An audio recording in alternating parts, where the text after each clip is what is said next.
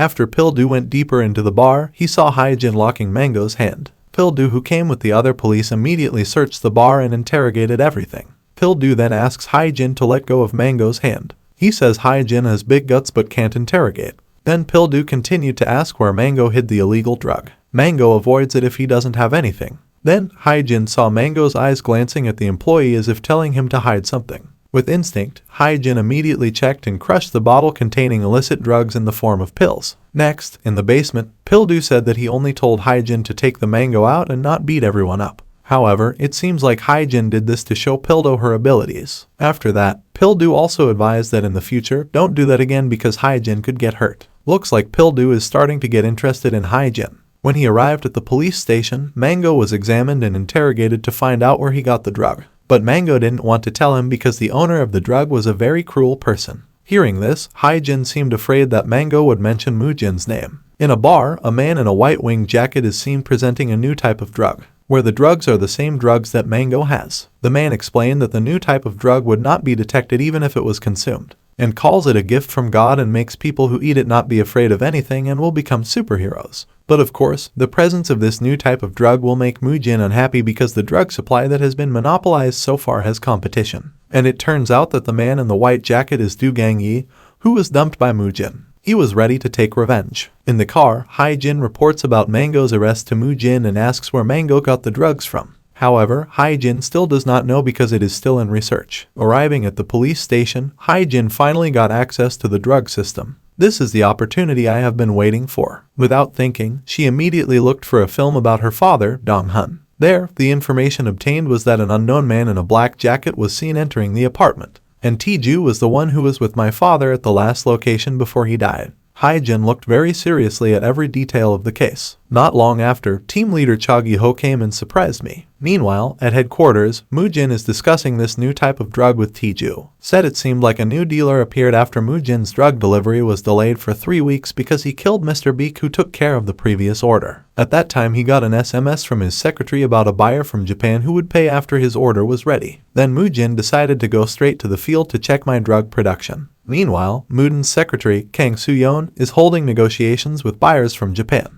It can be seen that the Japanese grandfather agreed to carry out the transaction because the drugs provided were perfect. Soo-yeon explains that the drug is called Diamond, which contains 99.99% methamphetamine. The billionaire asked for an agreement to provide the drug within 10 days. Before leaving for the police station, Hyejin brought the gun that Mujin had given her, which was filled with bullets. Upon arrival at the police station, Hyejin looked surprised to see her colleague, who was relaxed and did not continue interrogating the Mango. However, suddenly one of the people there reported that the target was moving. Without thinking, Cha Gi-ho immediately ordered an ambush operation. They all got ready. Hyejin was given a gun, but it wasn't only Hyejin's team that moved, there was also a lot of help from other teams. When gathered in the meeting room, all officers' cell phones were also confiscated before carrying out the operation. And how surprised Hyejin was because the target of the operation this time turned out to be Choi Mujin. Then Cha Gi-ho explained that Mujin was the biggest dealer who produced almost 90% of crystal methamphetamine in Korea. Mujin's intermediary is Bi Young-oh, the head of a shipping firm who committed suicide a few days ago. And Mr. Beek's ship has now arrived from Thailand 2 days ago. And now Mujin is the one who has taken over the factory. It was clear that the police were targeting Mujin because they installed cameras at the hotel that Mujin owned.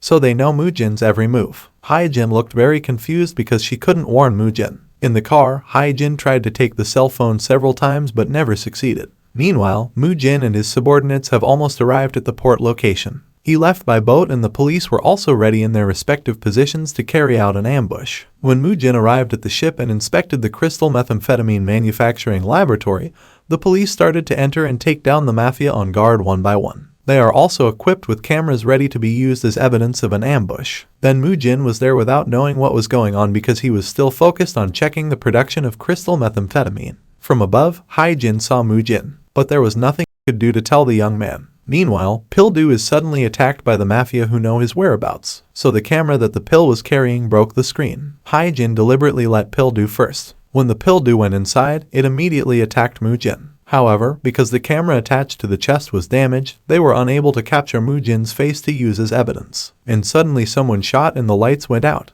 Mujin took the opportunity to rush out and destroy the laboratory to destroy the evidence. Mujin and Taejo managed to escape by jumping into the water. Police who examined the ship ultimately did not find any evidence because everything was burnt. Even the camera that Pildu was carrying couldn't capture Mujin's face. However, Hae-jin found a gun that had fallen, but the code number on the gun was scratched off, so she didn't know who the owner was. Meanwhile, at his headquarters, Mujin is angry because how can his organization not know about the police's movements? Tae-ju questions why Jae-woo didn't tell them. In front of the police station, Hae-jin, who is worried, tries to contact Mujin. However, Mujin didn't pick up my call. Meanwhile, at the police station, Pildu tried to interrogate the crew but did not get any information from the man. Cha Gi-ho also started to suspect his team members, then check each team member's gun to see whose bullets are missing.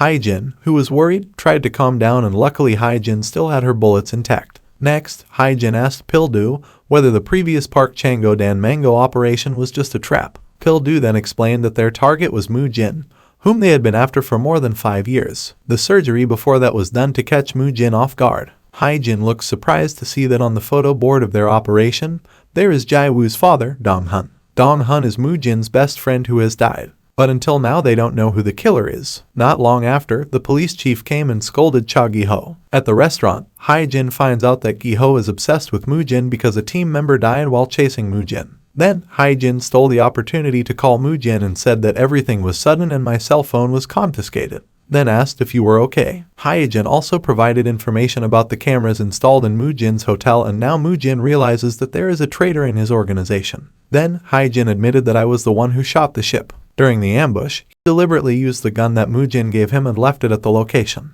I did that so that the police could check the owner of the gun and find out who was the person who killed my father. At his base, Mujin begins to find all the cameras that have been lurking. The police panicked knowing they had been discovered. In his room, Cha Gi-ho looked at his team and became increasingly suspicious. Then, Cha Gi-ho went with a file to the National Forensic Agency office, and without him realizing it, Hae-jin had followed from behind. At a bar, Do Gang-hee and his members are using drugs, and everyone was ready to go somewhere they had been planning for 5 years. It turns out that Do Gang-hee and his members went to the training base of Mujin's organization. Without further ado, they cut down everyone in that place without mercy. Tae-ju, who was shocked by Gang-hee's arrival, tried to fight back. In the middle, Gang-hee fights and tells everyone to stop. Gang-hee sadistically slashes Tae-ju's member's neck right in front of his eyes. Because he didn't want all his members to be killed, Tae-ju surrendered. Gang-hee vents his heartache. He won't kill Tae-ju but tells Tae-ju to choose which part of his body to cut. With a psycho face, Gang-hee cuts Tae-ju's arm with a knife. On the other hand, Hae-jin, who was stalking Cha Gi-ho, got a call to go to the sports center in Dongcheon. Of course, I was surprised to hear the name of the place. Meanwhile, the National Forensic Agency has succeeded in revealing the owner of the pistol, a GL6575 series made in Brazil.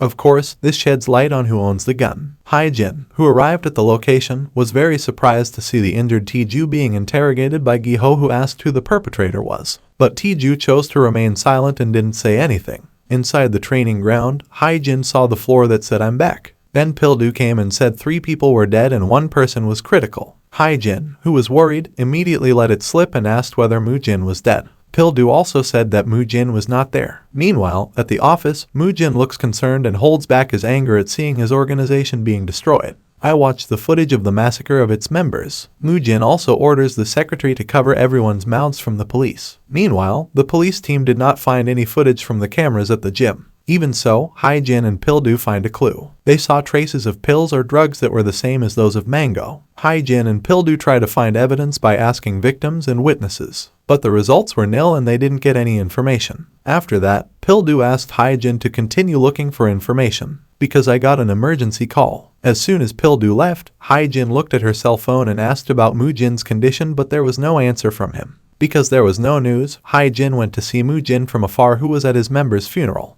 And coincidentally, Cha Gi-ho and Pildu also came to that place. Luckily, Hae-jin quickly put on a helmet so the 2 of them didn't get caught. Cha Gi-ho forced his way in to meet Mujin. Of course, Mujin didn't greet him very kindly because he saw Cha Gi-ho openly approaching him like that. They both argue with each other. Mujin makes sure Cha Gi-ho will never catch him. Meanwhile, Do Gang-hee and his members are celebrating their victory because they have succeeded in killing several Mujin members. However, they are a little annoyed because they haven't gotten customers for the new type of drug they are selling. At the police station, Hae-jin twirls her thumbs waiting for the forensic report on the firearm that killed my father first. Then one of the drug police teams managed to get a tip about Do Gang-hee. Hae-jin immediately recognized who the person was. They now realize that you are responsible for yesterday's incident. Cha Gi-ho now understands that this is his chance to catch Mu-jin. He is sure that Mu-jin will immediately move and avenge Gang Yi because he knows very well that Mu-jin has very high self-esteem. Then Cha Gi-ho decided to release Mango to see Mu-jin's movements. Hae-jin believes that this plan will cause the two gangs to clash and more lives will be lost.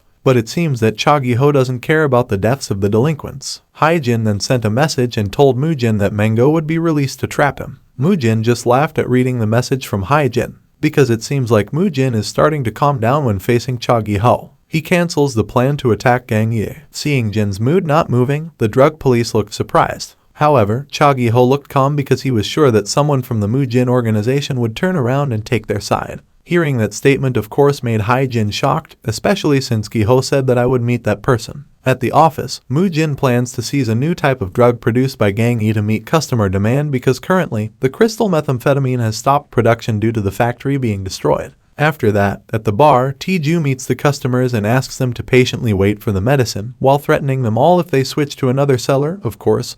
Their lives are at stake. As soon as he entered the car, Tae-ju received a letter and a sample of a new type of drug from who knows who. At the edge of the highway, Cha Gi-ho was seen waiting for someone on his motorbike. Hae-jin followed and watched from afar and someone photographed their movements from the top of the building. And it turns out that Tae-ju's car stops right near Cha Gi-ho. Hae-jin immediately ran to the top of the building, across the street to see Gi-ho from afar. But it turns out it was all a trap. Their Pil-do was waiting for Hae-jin in the building. Luckily Hae-jin was wearing a helmet so my face couldn't be seen and they exchanged punches. With all her strength, Hae-jin tried to escape from Pil-do. When running away on the motorbike, Hae-jin saw Tae-ju, who was near Cha Gi-ho, laughing sarcastically at the suspected spy's motorbike. At the top of the building, Cha Gi-ho and Pil-do begin to suspect that Hae-jin is Mu-jin's spy, because their operations often leaked after Hae-jin joined. Cha Gi-ho asks Pil-do to keep an eye on Hae-jin's movements. At home, Hae-jin, in pain, calls Mu-jin and says that Tae-ju might be a traitor to the organization,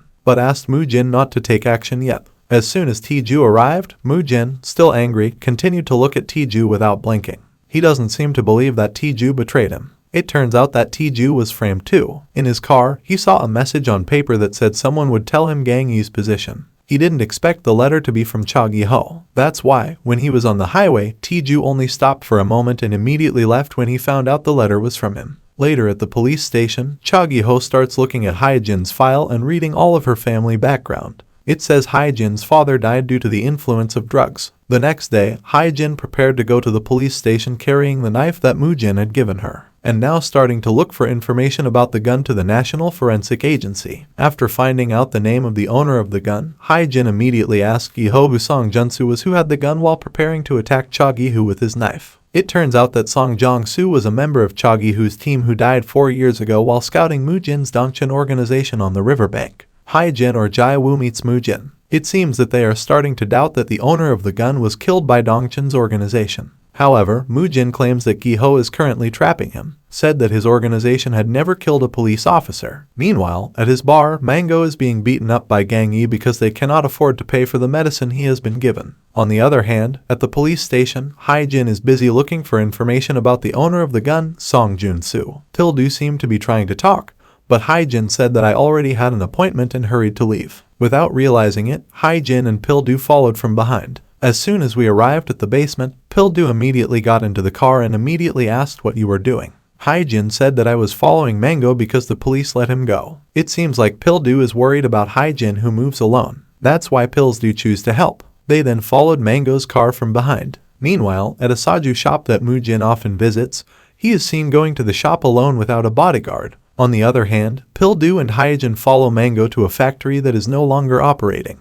Don't forget to ask your teammates to check the location. They sneaked into the building and watched Mango from above. Pil-do now seems to trust Hae-jin and thinks Hae-jin did all this because her father died because of drugs. This was known from the file he read at the police station. Back at the shop, Mu-jin noticed something strange, then told the grandmother who owned the shop to go out to buy cigarettes. As soon as grandma left, Mu-jin immediately beat up everyone in the shop who turned out to be all members of Gang Yi's gang. Meanwhile, at the factory, it turns out that Gang Yi and Mango have trapped Hae-jin and Pil-do, and without them realizing it, Gang Yi members were ready to beat them both up and a fight broke out. On the other hand, at the soju shop, Mu-jin manages to defeat all the members of Gang Yi, but Hae-jin and Pil-do are successfully paralyzed. Pil-do fainted because he was thrown from the top of the building. Then we are shown a flashback when Gang E finds out that Haijin is the Jaiwoo I knew when I saw the CCTV footage at Mango's bar. Gang E was determined to target Jaiwoo from that moment on. And now, Haijin and Pildu are trapped in a car that Gang E is prepared to destroy.